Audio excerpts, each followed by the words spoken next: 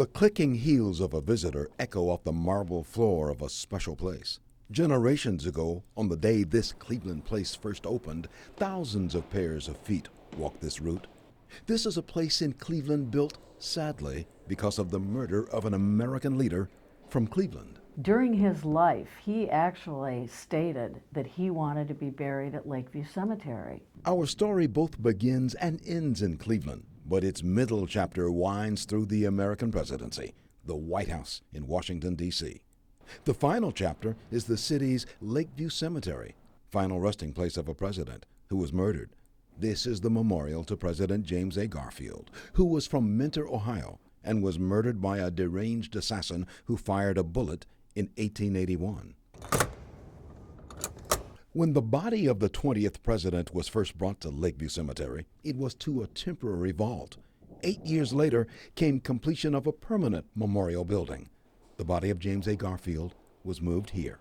All his adult life, Garfield was a vital player in the 19th century building of Cleveland. He was very popular, and he changed our thinking about human rights and a lot of other things in this country. So he advanced us as a society.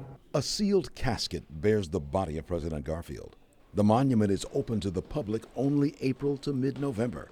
The crypt also holds the body of Garfield's wife, Lucretia. So on the right is President Garfield under the flag, and then there's his wife Lucretia on the left. Every November 19th, the birth date of James A. Garfield, the President of the United States sends a high-ranking U.S. military officer to this place.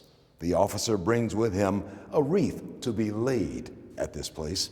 It is in memory and in tribute of an American president, James A. Garfield, here at this presidential resting place.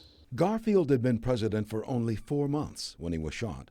When Garfield died in 1881, the government of the United States did not pay for presidential burial spots, nor for this monument and memorial to house Garfield's body and that of his wife, Lucretia, who died years later. Money came from private donations.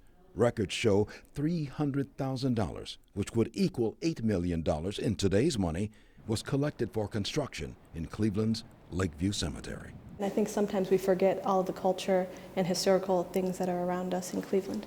This is a part of the presidency of the United States, right where we stand. Absolutely. The memorial is at the highest point in Lakeview Cemetery.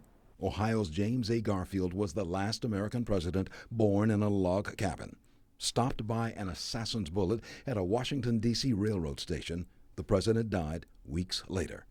16 years before, when President Abraham Lincoln was assassinated, it was said of Lincoln that he now belongs to the ages. Can much be said the same thing about James A. Garfield? Absolutely.